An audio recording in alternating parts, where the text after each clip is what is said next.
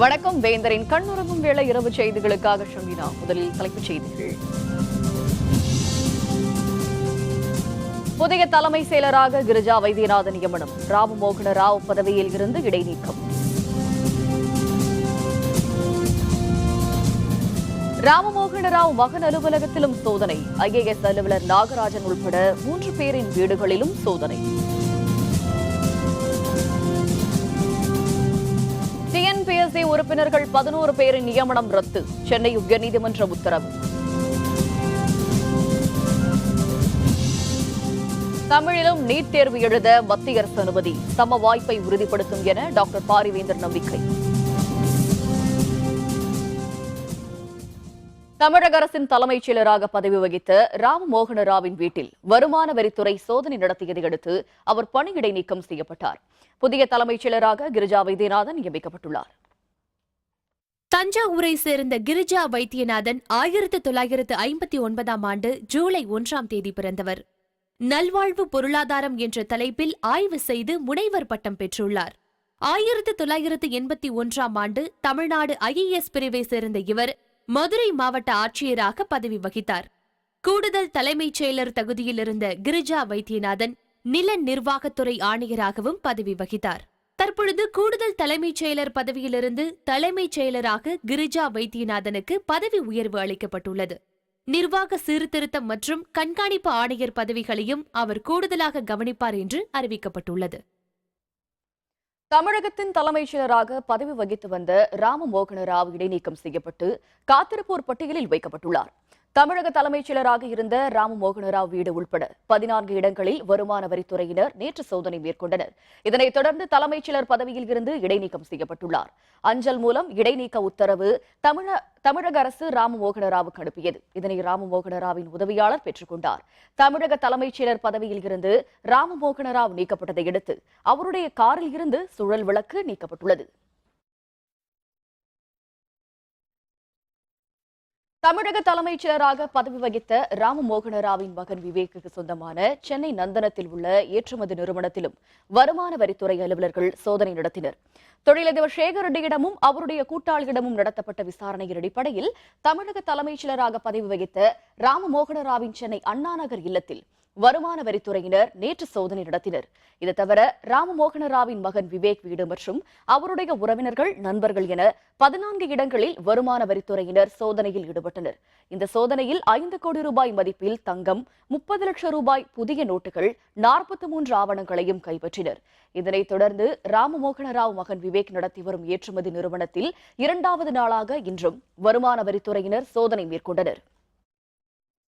மேலும் சென்னையில் பல்லாவரம், கோடம்பாக்கம், வளசரவாக்கம் ஆகிய 3 இடங்களில் சேமிப்பு கிடங்கு நிறுவன மேலாண் இயக்குநர் நாகராஜன், ஓய்வு பெற்ற வனத்துறை அலுவலர் கல்யாண சுந்தரம் மற்றும் ராமமோகன ராவ் மகன் விவேக்கின் நண்பர் வழக்கறிஞர் அமுதநாதன் ஆகியோர் வீடுகளிலும் வருமான வரித்துறை அலுவலர்கள் சோதனை நடத்தினர். வழக்கறிஞர் அமுதநாதன் மற்றும் அவருடைய மனைவியை வளசரவாக்கத்தில் உள்ள வங்கிக்கு நேரடியாக அழைத்துச் சென்றும் வருமான வரித்துறையினர் சோதனை நடத்தினர்.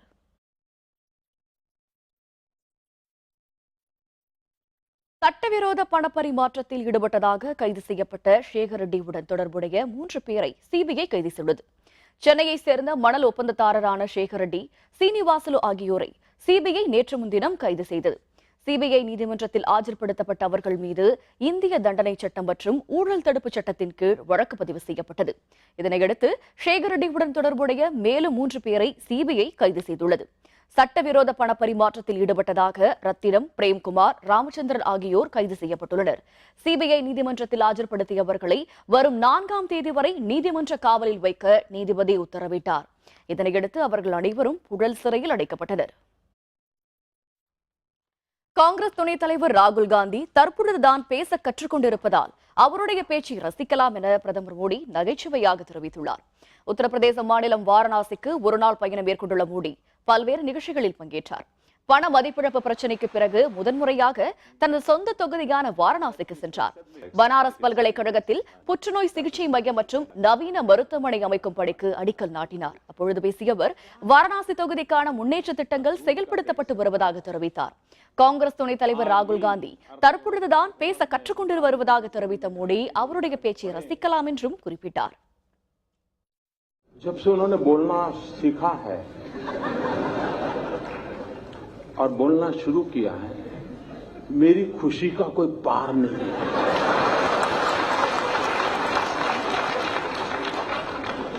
2009 में पता ही नहीं चलता था कि भाई इस पैकेट के अंदर क्या है, पता ही नहीं चलता था। अब पता चल रहा है कि भाई ये है, ये नहीं है। न बोलते तो बड़ा भूकंप आ जाता सर। தமிழ்நாடு அரசு பணியாளர் தேர்வாணையத்திற்கு தமிழக அரசால் நியமிக்கப்பட்ட 11 உறுப்பினர்களின் நியமனத்தை சென்னை உயர்நீதிமன்றம் ரத்து செய்துள்ளது. தமிழ்நாடு அரசு பணியாளர் தேர்வாணையத்தின் பணிகளை நிர்வகிப்பதற்காக 11 அலுவலர்களை புதியதாக நியமனம் செய்து தமிழக அரசு கடந்த ஜனவரி மாதம் 31ஆம் தேதி அரசாணை வெளியிட்டது. இதன்படி ஆணையத்தின் உறுப்பினர்களாக P. Prathapkumar, V. Subbaiah, S. Muthuraj, M. Sethuraman, A. V. Balasamy, M. Madasamy, V. Ramamoorthy, V. Krishnamoorthy, A. Subramanian, N. P. Punniyamoorthy, M. Rajaraman ஆகியோர் பணியாற்றி வருகின்றனர். இவர்களின் பணி நியமனம் குறித்த அரசின் அறிவிப்புக்கு திமுக உள்ளிட்ட எதிர்க்கட்சிகள் கடும் கண்டனம் தெரிவித்தன. தமிழக அரசின் உத்தரவை ரத்து செய்ய கோரி சென்னை உயர்நீதிமன்றத்தில் திமுக மற்றும் பல்வேறு தரப்பினர் மனு தாக்கல் செய்தனர். இதில் டிஎன்பிசிக்கு அரசியல் சார்புடையவர்களும் ஓய்வு பெற்ற அரசு அலுவலர்கள், நீதிபதி உள்பட நிர்வாக திறமையற்றவர்களும் நியமனம் செய்துள்ளதாக தெரிவிக்கப்பட்டிருந்தது. இந்த மனுக்கள் மீதான விசாரணை முடிந்தவுடன் தேதி குறிப்பிடாமல் தீர்ப்பு ஒத்திவைக்கப்பட்டது. டிஎன்பிசியின் உறுப்பினர் பதவிக்கு 11 பேரை நியமனம் செய்து கடந்த ஜனவரி மாதம் தமிழக அரசு பிறப்பித்த உத்தரவு செல்லாது என உயர்நீதிமன்றம் இன்று தீர்ப்பு வழங்கியது. தமிழ்நாடு அரசு பணியாளர் தேர்வாணையத்திற்கு தமிழக அரசால் நியமிக்கப்பட்ட 11 உறுப்பினர்கள் நியமனத்தை ரத்து செய்துள்ளது. சென்னை உயர்நீதிமன்றத்தின் தீர்ப்பை திமுக வரவேற்பதாக கட்சியின் அமைப்புச் செயலர் TKS இளங்கோவன் தெரிவித்துள்ளார். தமிழ்நாடு பணியாளர் நியமன ஆணையத்திற்கு பணியாளர் தேர்வு ஆணையத்தின் உறுப்பினர்கள் சந்தேகத்திற்கு அப்பாற்பட்டவர்களாகவும் கண்ணியத்திற்குரியவர்களாகவும் இருக்க வேண்டும் என்கிற நடைமுறை இருந்தும் இந்த அரசு தன்னிச்சையாக அவர்களை நியமித்தது. அந்த நியமனம் பின்னாளில் தேர்வு செய்யப்படுபவர்களுக்கு பாதகமாக இருக்கும், ஒரு பொதுமைத்தன்மை இருக்காது என்ற காரணத்தினால இந்த வழக்கை தொடர்ந்தேன். இந்த வழக்கிலே ஒரு நல்ல தீர்ப்பை உயர்நீதிமன்றம் வழங்கியிருக்கு. வரும் கல்வியாண்டு முதல் தமிழிலும் நீட் தேர்வு எழுத மத்திய அரசு வழங்கியுள்ள அனுமதி அனைத்து மாணவர்களுக்குமான சம வாய்ப்பை உறுதிப்படுத்தும் என இந்திய ஜனநாயக கட்சியின் நிறுவனர் தலைவரான டாக்டர் பாரிவேந்தர் தெரிவித்துள்ளார். இது பற்றிய அறிக்கை ஒன்றை டாக்டர் பாரிவேந்தர் வெளியிட்டுள்ளார். மருத்துவக் கல்லூரிகளில் மாணவர் சேர்க்கையை நடத்த நீட் தேசிய நுழைவுத் தேர்வை மத்திய அரசு அறிமுகம் செய்ததாக குறிப்பிட்டுள்ள டாக்டர் பாரிவேந்தர், இந்த தேர்வினை ஹிந்தி மற்றும் ஆங்கிலத்தில் எழுத வேண்டியிருந்ததால் மருத்துவ படிப்பினை தங்களுடைய கனவாக எண்ணிக்கொண்டிருந்த மாநில பாடத்திட்டத்தில் பயின்ற மாணவர்களின் நம்பிக்கை தகர்ந்ததாக தெரிவித்துள்ளார். நீட் தேர்வு என்பது மத்திய அரசின் கொள்கை முடிவாக இருந்தாலும் கிராமப்புற மாணவர்களும் இதில் தேர்வு பெறும் வகையில் அந்தந்த மாநில மொழிகளில் தேர்வு நடத்தப்பட வேண்டும் என இந்திய ஜனநாயக கட்சி உள்ளிட்ட பல்வேறு கட்சிகள் வலியுறுத்தின என குறிப்பிட்டுள்ள டாக்டர் பாரிவேந்தர், இனிவரும் காலங்களில் அந்தந்த மாநில கல்வி முறைகளின் அடிப்படையிலும் கேள்விகளை தேர்வு செய்து கிராமப்புற மாணவர்களும் தேர்ச்சி பெறும் வகையில் வினாத்தாள் அமைக்க வேண்டும் என கோரப்பட்டதாக தெரிவித்துள்ளார். இதனிடையே 2017-18 ஆண்டிற்கான மருத்துவ மாணவர்களின் சேர்க்கைக்கு நடத்தப்படும் தேசிய நுழைவுத் தேர்வு தமிழ் உள்ளிட்ட 8 மாநில மொழிகளிலும் நடத்தப்படும் என மத்திய அரசு அறிவித்துள்ளதை வரவேற்றுள்ள டாக்டர் பாரிவேந்தர், இந்த அறிவிப்பின் மூலம் மருத்துவம் பயில விரும்பும் இந்தியாவில் உள்ள அனைத்து கல்லூரி மாணவர்களுக்கும் சம வாய்ப்பு உறுதிப்படுத்தப்படும் என்ற நம்பிக்கை உருவாகியுள்ளதாக தெரிவித்துள்ளார். சரியான தருணத்தில் எடுக்கப்பட்ட இந்த முடிவினை இந்திய ஜனநாயக கட்சி சார்பில் வரவேற்பதாகவும் டாக்டர் பாரிவேந்தர் தெரிவித்துள்ளார். புதுதில்லி துணைநிலை ஆளுநர் நஜீப் ஜங் திடீரென்று தனது பதவியை ராஜினாமா செய்துள்ளார். மத்திய அரசின் உள்துறை அமைச்சகத்தின் கட்டுப்பாட்டின் கீழ் புதுதில்லி மாநில நிர்வாகம் செயல்பட்டு வருகிறது. தில்லி மாநில துணைநிலை ஆளுநராக நஜீப் ஜங் கடந்த 2013ஆம் ஆண்டு ஜூலை மாதம் 9ஆம் தேதி குடியரசுத் தலைவர் பிரணாப் முகர்ஜியால் நியமிக்கப்பட்டார். மாநிலத்தின் அதிகாரம் தொடர்பாக முதல்வர் கெஜ்ரிவாலுக்கும் ஆளுநர் நஜீபுக்கும் இடையே பல்வேறு அம்சங்களில் வெளிப்படையாகவே கருத்து மோதல்கள் எழுந்தன. அவரின் பதவிக்காலம் முடிய இன்னும் 18 மாதங்கள் உள்ள நிலையில் நஜீப் ஜங் இன்று துணை ஆளுநர் பதவியில் இருந்து திடீரென்று விலகியுள்ளார். பதவி விலகல் கடிதத்தை அவர் உள்துறை அமைச்சகத்திற்கு அனுப்பி வைத்துள்ளார். தமது பதவி காலத்தில் ஒத்துழைப்பு வழங்கிய தில்லி மக்கள் மற்றும் அரசு பணியாளர்கள் உள்ளிட்ட பல்வேறு தரப்பினருக்கும் நஜீப் ஜங் நன்றி தெரிவித்துள்ளார்.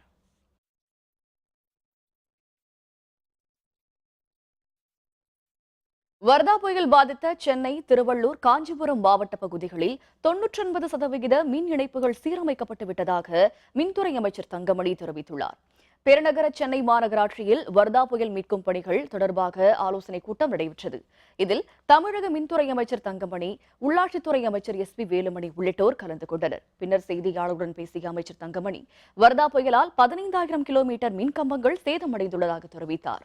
தற்பொழுது புதிய மின்கம்பிகள் மாற்றப்பட்டு சென்னை நகருக்கு தேவையான 3,000 மெகாவாட் மின்சாரத்தில் தற்பொழுது 2,966 மெகாவாட் மின்சாரம் வழங்கப்பட்டுள்ளதாகவும் அவர் கூறினார்.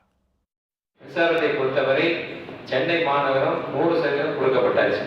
திருவள்ளூர், காஞ்சிபுரம் 99% கொடுக்கப்பட்டிருக்கிறது. இன்டீரியராக இருக்கின்ற ஏதாவது ஒரு சில பகுதிகள் மட்டும் இந்த மின்சாரம் இல்லாமல் இருக்கும். ஒரு நாளினுடைய சென்னை மாநகரத்துடைய மின் தேவை அதிகபட்சமாக 3,000 மெகாவாட். அதை நேற்றைய தினம் 2,966 மெகாவாட் அளவிற்கு மக்கள் பயன்படுத்தி இருக்கின்றார்கள். இப்போ 1,24,640 குப்பைகள், மரக்கழிவுகள், அதான் நீங்கள் சொன்ன மாதிரி அந்த குப்பை எல்லாம் இவ்வளவு வேகமாக போர்க்கால அடிப்படையில் இன்னைக்கு நம்முடைய மாநகராட்சி ஊழியர்கள், நம்முடைய அதிகாரிகள் செயல்பட்டு. ஆகவே எந்த பிரச்சனையாக இருந்தாலும் நம்ம அம்மாவுடைய அரசு உடனே போர்க்கால நடவடிக்கை எடுத்து.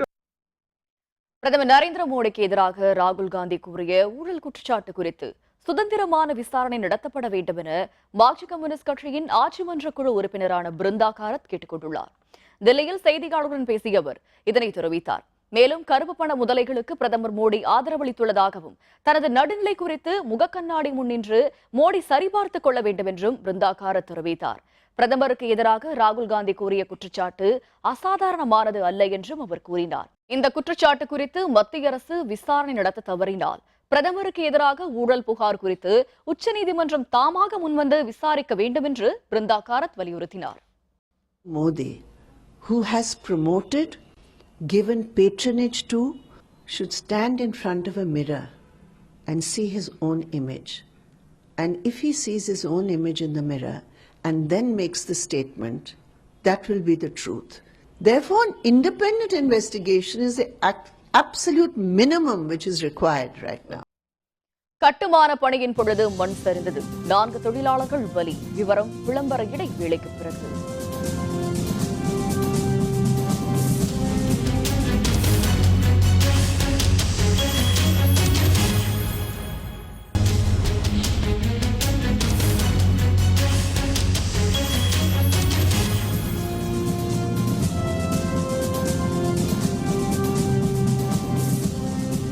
செய்திகள் தொடர்கின்றன. நீலகிரி மாவட்டம் குன்னூரில் கட்டுமான பணியின் பொழுது மண் சரிந்ததில் சிக்கி 4 தொழிலாளர்கள் உயிரிழந்தனர். நீலகிரி மாவட்டம் குன்னூரில் உள்ள தனியார் தேயிலை தோட்டத்தில் கட்டுமான பணி நடைபெற்றுக் கொண்டிருந்தது. காலையில் இந்த பணியின் கட்டடத்துக்காக நிலத்தை தோண்டிக் கொண்டிருந்த பொழுது திடீரென்று மண் சரிந்தது. இதில் தருமபுரியைச் சேர்ந்த தொழிலாளர்களில் பலர் மண் சரிந்து மண்ணுக்குள் சிக்கிக் கொண்டனர். ஏராளமானோர் திரண்டு இவர்களை மீட்கும் பணியில் ஈடுபட்டனர். இவர்களில் தருமபுரியைச் சேர்ந்த கூலி தொழிலாளர்களான கார்த்தி, பிரதாப், காமராஜ், ஆறுமுகம் என்ற 4 மண்ணுக்குள் சிக்கி உயிரிழந்தனர். மீட்கப்பட்ட ஜனகர் என்பவர் சிகிச்சைக்காக மருத்துவமனையில் அனுமதிக்கப்பட்டுள்ளார். தொழிலாளர்கள் உயிரிழப்பு தொடர்பாக 4 பேரை காவல்துறையினர் கைது செய்துள்ளனர். தலைமறைவான 7 பேரை தேடி வருகின்றனர். 4 பேர் கீழே குழியில மண் வெட்டிட்டு இருந்தாங்க. அந்த டைம்ல ரோட்ல இருந்த மண் இடிஞ்சு விழுந்துருச்சு, ஃப்ளாப் ஆயிடுச்சு. அதில் 4 பேர் மாட்டாங்க, உள்ளே புதைஞ்சிட்டாங்க. ஒருத்தரோட பாடி மட்டும் எடுத்தாச்சு. அதுக்கு முதல் ஒருத்தர் உயிரோடு காப்பாற்றியாச்சு. அவர் ஹாஸ்பிட்டல் கொண்டு போய்ட்டு அவர் நல்லா இருக்கார். எப்போ யதார்த்தமாக அந்த வேலைக்கு வந்தோம் சார். வேலையாததில் சாப்பிட்டு வந்து குழியில் இறங்கி வேலை செஞ்சுட்டு இருந்தோம் சார். திடீர்னு மண் சரிஞ்சு 4 பேர் மாட்டிட்டாங்க சார். தமிழகத்தில் நடைபெற்று வரும் வருமான வரித்துறை சோதனை பற்றி மத்திய அரசும் தமிழக அரசும் விளக்கம் அளிக்க வேண்டும் என்று தமிழக காங்கிரஸ் கட்சித் தலைவர் திருநாவுக்கரசர் தெரிவித்துள்ளார். சென்னை சத்தியமூர்த்தி பவனில் செய்தியாளர்களை சந்தித்த அவர், இந்த ஆண்டிலாவது ஜல்லிக்கட்டை நடத்த மத்திய அரசு அவசர சட்டத்தை கொண்டு வர வேண்டும் என்று தெரிவித்தார். மேலும் மதிப்பிழந்த பணத்தாள்களால் மக்கள் பாதிக்கப்படுவது தொடர்பாக வரும் 23ஆம் தேதி சென்னையில் கருத்தரங்கம் நடைபெற இருப்பதாக கூறிய திருநாவுக்கரசர், இதில் முன்னாள் மத்திய அமைச்சர் ப. சிதம்பரம் உரையாற்ற இருப்பதாகவும் தெரிவித்தார். சாகித்ய அகாடமி விருது பெற்ற வண்ணதாசனுக்கு வாழ்த்து தெரிவித்த திருநாவுக்கரசர், அவர் விருப்பப்பட்டால் காங்கிரஸ் சார்பில் பாராட்டு விழா நடத்த தயாராக இருப்பதாகவும் கூறினார். தலைமைச் செயலாளருடைய வீட்டிலேயும் செக்ரட்டரியேட்டில் அலுவலகத்திலேயும் போய் வருமான வரி சோதனை நடப்பது என்பது பிரதமருக்கு தெரியாமலோ நிதியமைச்சருக்கு தெரியாமலோ நடந்திருப்பதற்கு வாய்ப்பில்லை என்று நான் கருதுகிறேன். எனவே இதனுடைய உண்மையான நிலையை மத்திய அரசு, குறிப்பாக நிதித்துறையினுடைய ஃபைனான்ஸ் மினிஸ்டர் அல்லது ஃபைனான்ஸ் செக்ரட்டரிஸ் இவர்கள் மூலமாக முழுமையான உண்மைகளை விளக்கி அறிக்கை வெளியிடப்பட வேண்டும்.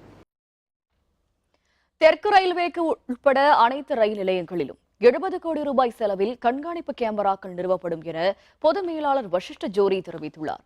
புதுக்கோட்டையில் உள்ள ரயில் நிலையத்தில் நடைபெற்று வரும் மேம்பாட்டு பணிகளை தெற்கு ரயில்வே பொது மேலாளர் வசிஷ்ட ஜோரி பார்வையிட்டு ஆய்வு மேற்கொண்டார். அப்பொழுது அவரிடம் சிவகங்கை எம்பியான செந்தில்நாதன், பேரவை உறுப்பினர்கள் ஆறுமுகம், ரத்தின சபாபதி ஆகியோர் புதிய ரயில்கள் இயக்ககம் உட்பட பல்வேறு கோரிக்கைகள் அடங்கிய மனுக்களை அளித்தனர். பின்னர் செய்தியாளர்களுடன் பேசிய தெற்கு ரயில்வே பொது மேலாளர் வசிஷ்ட ஜோரி, தெற்கு ரயில்வே நிர்வாக எல்லையில் உள்ள 700 ஆளில்லா ரயில்வே கேட்டுகளும் அடுத்த 3 ஆண்டுகளுக்குள் மூடப்படும் என்றும் படிப்படியாக சுரங்க நடைபாதை அமைக்கப்படும் என்றும் தெரிவித்தார்.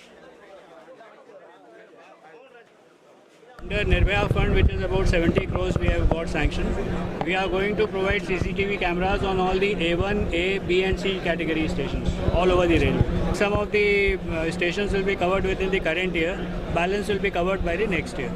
We are having about, say, 700 level crossings. Is still working on the railway. Our plan is to eliminate all of them in 3 years' time.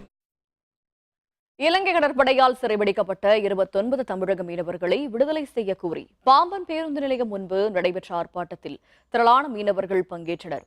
Rameswaram, Pamban மற்றும் தூத்துக்குடியில் இருந்து கடலில் மீன்பிடிக்க சென்ற 29 மீனவர்களை எல்லை தாண்டி மீன்பிடித்ததாக கூறி இலங்கை கடற்படையினர் கைது செய்து சிறையில் அடைத்தனர். அவர்களின் படகுகளும் பறிமுதல் செய்யப்பட்டன. இதனைத் தொடர்ந்து பாம்பன் பகுதி மீனவர்கள் நடத்திய ஆலோசனைக் கூட்டத்தில் வேலைநிறுத்த போராட்டத்தில் ஈடுபடுவது என முடிவு செய்யப்பட்டது. இந்நிலையில் கைது செய்யப்பட்ட மீனவர்களை விடுவிக்க வலியுறுத்தி பாம்பன் பேருந்து நிலையம் அருகே ஆர்ப்பாட்டம் நடைபெற்றது. இதில் பெண்கள் உள்ளிட்ட பலர் பங்கேற்றனர். மீனவர்கள் இந்த நாட்டை சார்ந்தவர்களா என்ற ஒரு அவநம்பிக்கையை மீனவர்கள் மேல் இன்றைய அரசும் தொடர்ந்த முன்னாள் அரசுகளும் ஏற்படுத்தி கொண்டிருக்கிறார்கள். இது கண்டிப்பாக கண்டிக்கப்பட வேண்டியது. இலங்கை அரசு மீது 34 வருட காலமாக எந்த விதமான அரசுமுறை நடவடிக்கையும் எடுக்கவில்லை. ராமநாதபுரம் மாவட்டமே மீனவர்கள் வச்சுத்தான் விவசாயம் என்று எல்லாருக்கும் தெரியும். இந்த மீனவர்களை இப்படி அவல நிலை கண்டு போனா இந்த மீனவர்களை காப்பாற்றுவது யாரு? மத்திய சர்க்காரை நாங்கள் வலியுறுத்தியும் கண்டிப்பாக நாங்கள் கேட்டுக்கொள்ளப்படுகிறோம். சேலம் மாவட்டம் மேட்டூர் செக்கனூர் நீர்த்தேக்கத்தில் 7வது கதவணை திடீரென்று உடைந்தது. இதனால் பெருமளவு நீர் வேகமாக வெளியேறியது.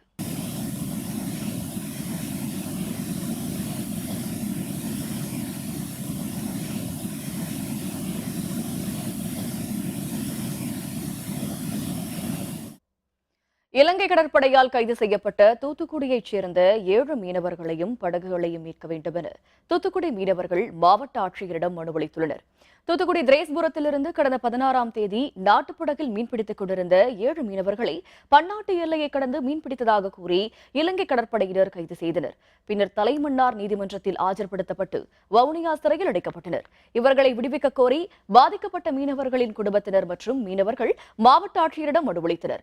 எல்லை தாண்டி மீன்பிடிக்காத நிலையில் இலங்கை கடற்படையினர் இதுபோன்ற தொடர் கைது நடவடிக்கையில் ஈடுபட்டு வருவதாக பாதிக்கப்பட்ட மீனவர்களின் குடும்பத்தினர் தெரிவித்தனர்.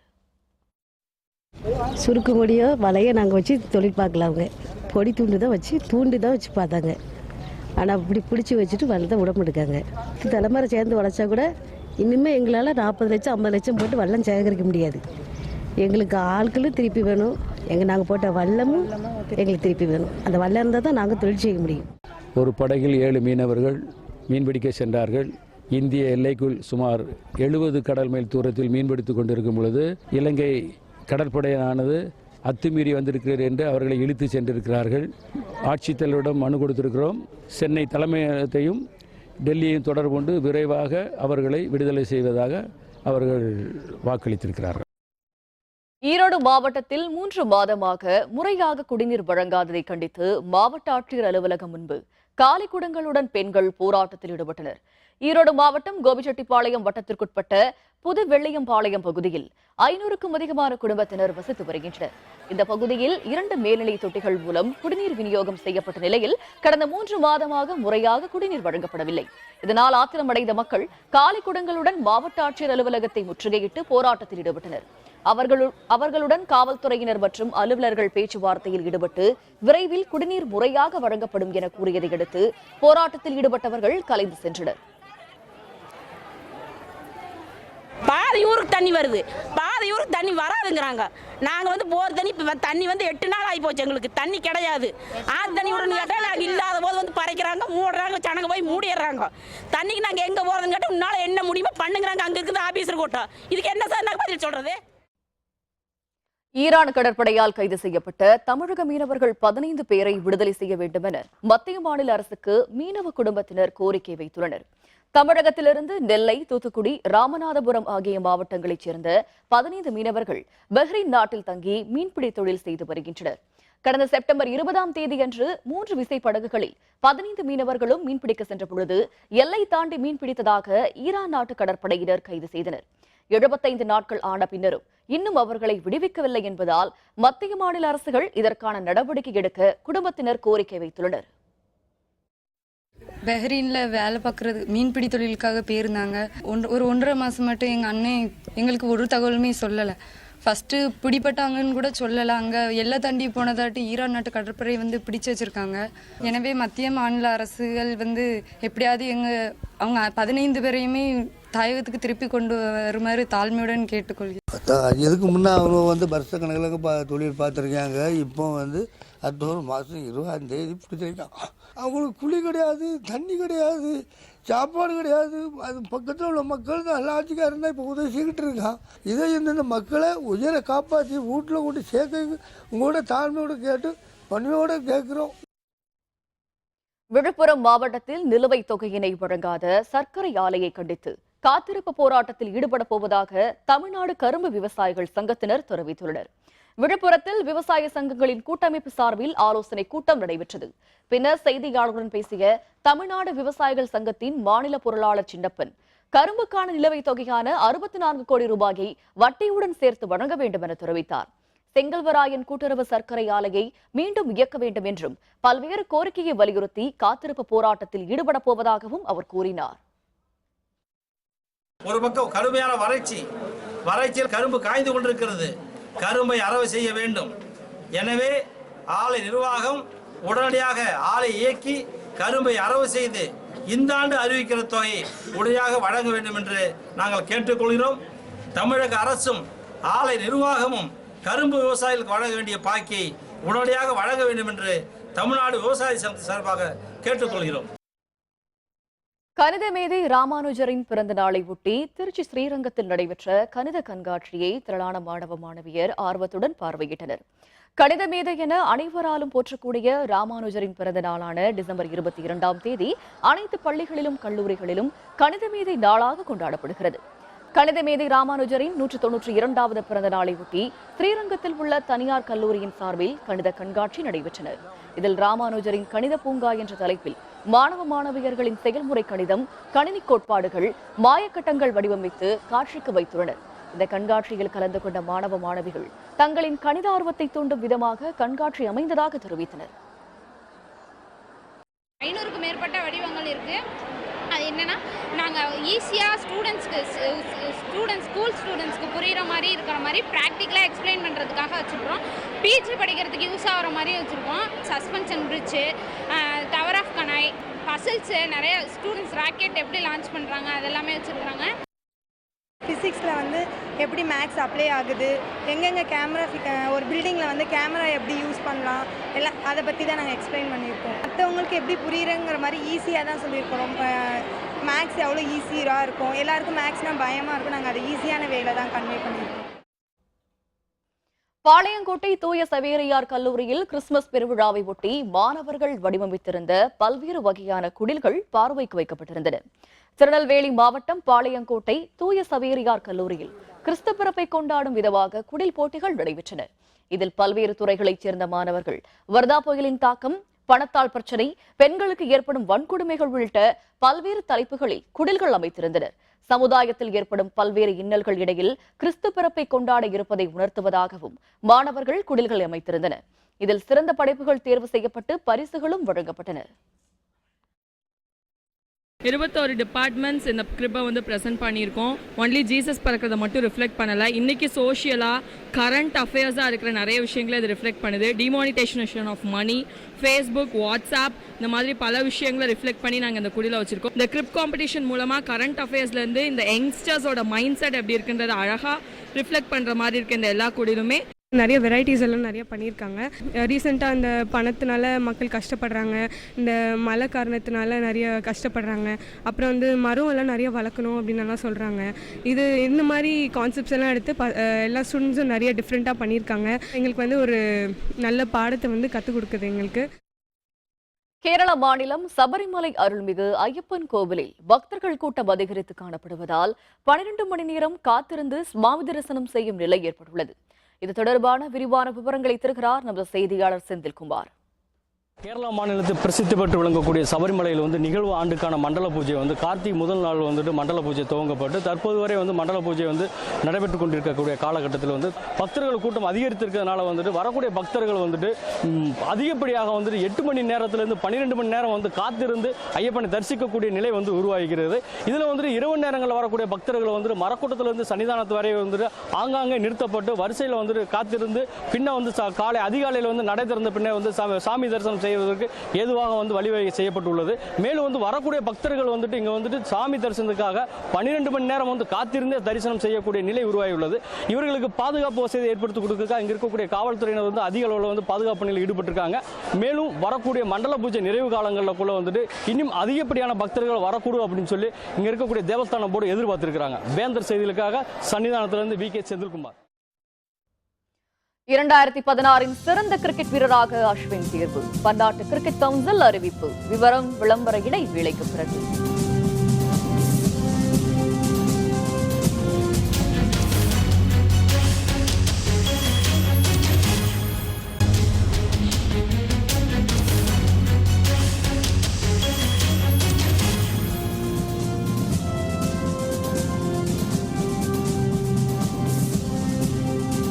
செய்திகள் தொடர்கின்றன. இனி அயலக செய்திகள்.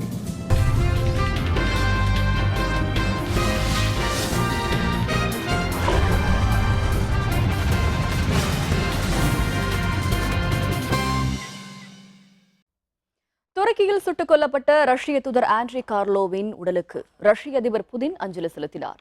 தலைநகர் இஸ்தான்புல்லில் புகைப்பட கண்காட்சியை துருக்கிக்கான ரஷ்ய தூதர் ஆண்ட்ரி கார்லோ கடந்த திங்கட்கிழமை தொடக்கி வைத்தார். அப்பொழுது அங்கு பாதுகாப்பு பணியில் ஈடுபட்டிருந்த துருக்கி காவல் உயர் அலுவலர் ஆண்ட்ரிலாஸ் தூதரை நேருக்கு நேர் துப்பாக்கியால் சுட்டார். இதில் கார்லோ அதே இடத்தில் உயிரிழந்தார். கார்லோ படுகொலை செய்யப்பட்டதற்கு ரஷ்யா உள்பட பல்வேறு நாடுகள் கடும் கண்டனம் தெரிவித்தன. ரஷ்ய தலைநகர் மாஸ்கோவில் கார்லோவின் உடல் மக்களின் அஞ்சலிக்காக வைக்கப்பட்டுள்ளது. அவரின் உடலுக்கு அந்நாட்டு அதிபர் விளாடிமிர் புதின் நேரில் அஞ்சலி செலுத்தினார். பின்னர் அங்கிருந்த உறவினர்களுக்கும் புதின் ஆறுதல் கூறினார்.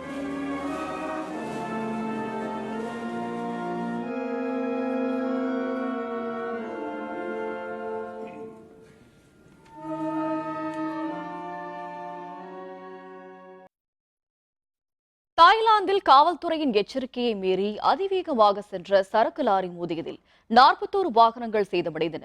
தலைநகர் பாங்காக்கில் வாகன கண்காணிப்பு பணியில் போக்குவரத்து காவல்துறையினர் ஈடுபட்டிருந்தனர். அப்பொழுது சாலை விதிகளை மீறி சென்ற சரக்கு லாரியை நிறுத்துமாறு காவலர்கள் எச்சரித்தனர். இதனை கண்டுகொள்ளாமல் சரக்கு லாரி அதிவேகமாக சென்றது. இதனை மற்றொரு வாகனத்தில் காவல்துறையினர் விரட்டி சென்றனர். இதனால் அச்சமடைந்த அந்த லாரி ஓட்டுநர் லாரியை அதிவேகமாக ஓட்டி சென்று சாலையின் இருபுறமும் சென்று கொண்டிருந்த கார் உள்ளிட்ட வாகனங்களின் மீது அடுத்தடுத்து மோதினார். இதனை கண்டு மக்கள் அலறி எடுத்து ஓடினர். சரக்கு லாரி கட்டுப்பாட்டை இழந்து 41 வாகனங்கள் மீது மோதிய விபத்து ஏற்படுத்திய காட்சிகள் அனைத்தும் பாங்காக்கைச் சேர்ந்த ஒருவரின் முகநூல் பக்கத்தில் வெளியிடப்பட்டது. இதன் அடிப்படையாக வைத்து தாய்லாந்து காவல்துறையினர் விசாரித்து வருகின்றனர்.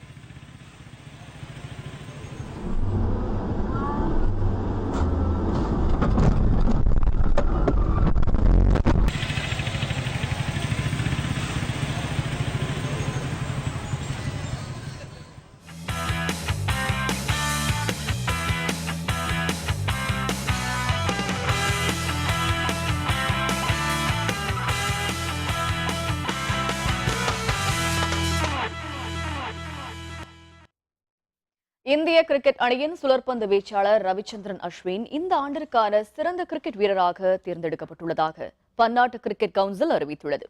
ரவிச்சந்திரன் அஸ்வின் இந்த ஆண்டில் மட்டும் 8 போட்டிகளில் பங்கேற்று 48 விக்கெட்டுகளை கைப்பற்றியுள்ளார். இது தவிர 336 ரன்களையும் அவர் குவித்துள்ளார். 30 வயதான அஸ்வின் இந்த ஆண்டில் மட்டும் 3 ஒருநாள் போட்டிகளில் பங்கேற்றுள்ளார். 20 ஓவர் போட்டிகளில் 27 விக்கெட்டுகளை வீழ்த்திய அஸ்வின் பல போட்டிகளில் இந்திய அணியின் வெற்றிக்கு உறுதுணையாக இருந்துள்ளார். தற்பொழுது பன்னாட்டு தரவரிசை பட்டியலில் அஸ்வின் முதலிடத்தை பிடித்துள்ளார். பன்னாட்டளவில் சிறந்த கிரிக்கெட் வீரர் விருதை 2004ஆம் ஆண்டில் இந்திய வீரர் ராகுல் டிராவிட் பெற்றார். 2010ஆம் ஆண்டு சிறந்த வீரருக்காக இந்திய கிரிக்கெட் அணியின் நட்சத்திர வீரர் சச்சின் டெண்டுல்கர் தேர்வு செய்யப்பட்டார். இதனையடுத்து இந்திய அணியைச் சேர்ந்த ரவிச்சந்திரன் அஸ்வின் தற்பொழுது சிறந்த வீரராக தேர்ந்தெடுக்கப்பட்டுள்ளார். மீண்டும் தலைப்புச் செய்திகள். புதிய தலைமை செயலராக கிரிஜா வைத்தியநாதன் நியமனம். ராமமோகன ராவ் பதவியிலிருந்து இடைநீக்கம். ராமமோகன ராவின் மகன் அலுவலகத்திலும் சோதனை. IAS அலுவலர் நாகராஜன் உட்பட 3 பேரின் வீடுகளிலும் சோதனை. TNPSC உறுப்பினர்கள் 11 பேரின் நியமனம் ரத்து. சென்னை உயர்நீதிமன்றம் உத்தரவு. தமிழிலும் நீட் தேர்வு எழுத மத்திய அரசு அனுமதி. சம வாய்ப்பை உறுதிப்படுத்தும் என டாக்டர் பாரிவேந்தரன் நம்பிக்கை. இத்துடன் வேந்தரின் கண்ணுறங்கும் வேளை இரவு செய்திகள் நிறைவடைந்தன. மீண்டும் நாளை காலை 8 மணிக்கு இளங்கதிர் காலை செய்திகளில் சந்திப்போம். வணக்கம்.